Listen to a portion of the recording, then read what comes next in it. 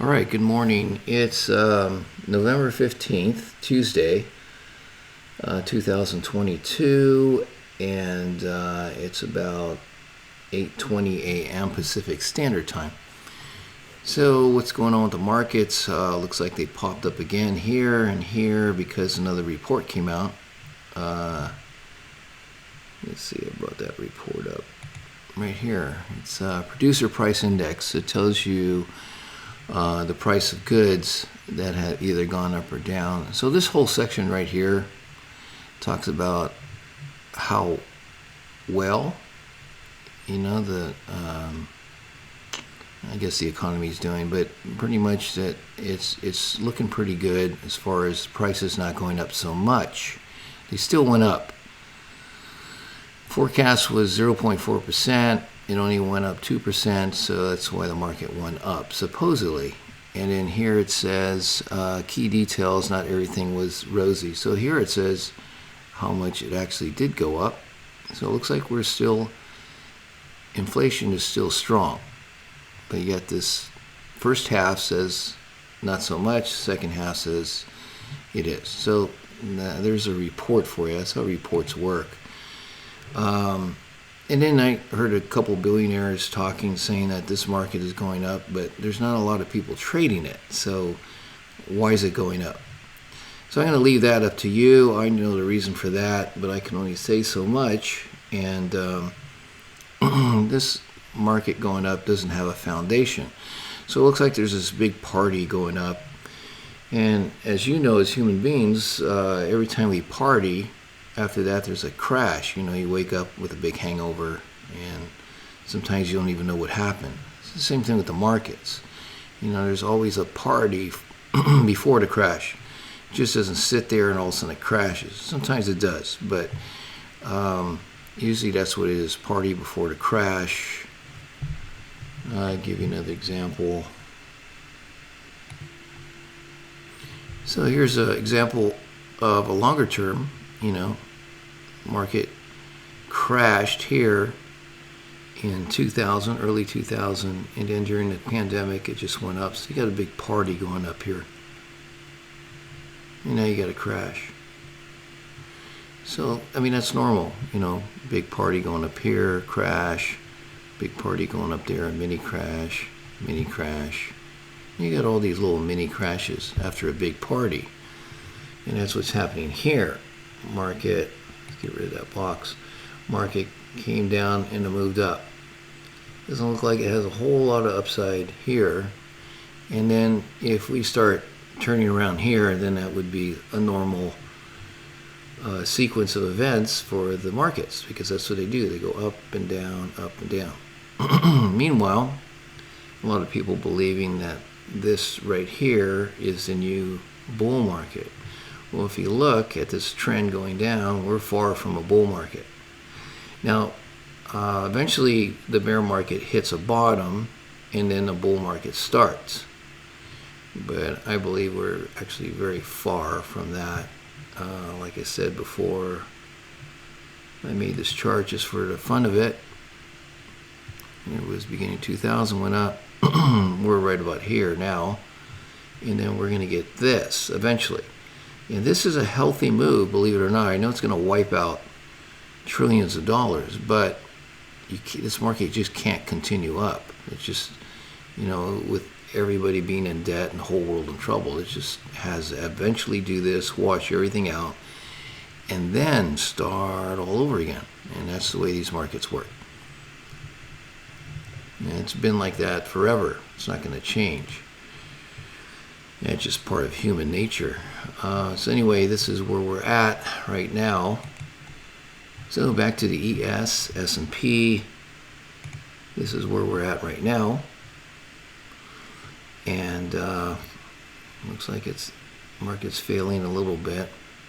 Still early. Let's see what happens. But again, I'm holding my put positions in here. And I just don't think there's any strength in here at all. And I've seen this many times. Like I said, normally because we have a balance area and it breaks out, I would get in going up. But In this case, it's a bear market, and it's a pretty strong bear market. And again, there's no foundation to this. There's not really a lot of people trading it. It's all news driven. So I'm not going to get in. I'm not going to touch this. Again, when this market comes back down in this area, I'll buy some more puts. And once it breaks down into this area, I'll buy even more. So that's my strategy. So this is Bitcoin ETF. I put some put options in here too. And I believe because, this market did break out of this long balance area and then created this other little one in here, and it finally broke out. Now, even though I have some put options in here, I expect this market to go down because there's a lot of weakness in this market. If it was the opposite and it was going up with the same weakness that's in the market, I wouldn't trade it up. I would just wait till it came back down. But since it's already broken down and there's so much weakness, this is a very good play right here. Of course, if it comes back up and comes in here, I would probably get out. I'm not sure. But because this market is so weak, I'm expecting this, it's down quite a bit. Let's see the futures market. It's right here. So it's down about 16,000, almost 17,000. This thing can go down to 10,000 and even further down than that. And I wouldn't be surprised if it did. So I'm hanging on to these put options. They expire December 22nd. So I'm good until then. And then if the market continues down after the 22nd, I might have to change my position into some months that are further out, maybe January or February going down. More put options. Okay. So back to the ES. So that's my strategy. I'm hanging on to that. I feel really good about it. Really in tune with my feelings. My feelings tell me this is not strong at all. And this could be the little party before the crash. So time will tell. I don't like to predict anything. I'd like to feel it. And that's my feeling. I'm not going by any news reports, any indicators. You don't see any indicators down here. I'm sure all those indicators are saying this market's oversold. But, it can go way oversold. Or, overbought. If the market's way down, it could be oversold, and it can continue to be oversold. It's just the way that works, like this. And it kept going down. So that's why I don't have indicators. I have my intuition, my feeling that tells me everything. All right, so we'll see. Wednesday might be a big change here. Could be a game changer where maybe this starts to come down. Doesn't look like the Dow Jones is really going up that much more. Looks like it's hit this line. Come down. The Dow on the here's the Dow Jones. This is the futures Dow. And that's broken the line here, but it looks like it's kind of consolidating a little bit here. And this Dow Jones right here looks like it hit, and it's kind of starting to break down a little bit. We'll see what happens. And that's it for today. So you know what my positions are, you know where I stand. I stick to it. Been doing this for close to 24 years, so I have a lot of confidence in myself as far as trading. I've had some friends call me up and they looked at my videos and it said, it looks like you were wrong. Well, I did say, yeah, it looks like that,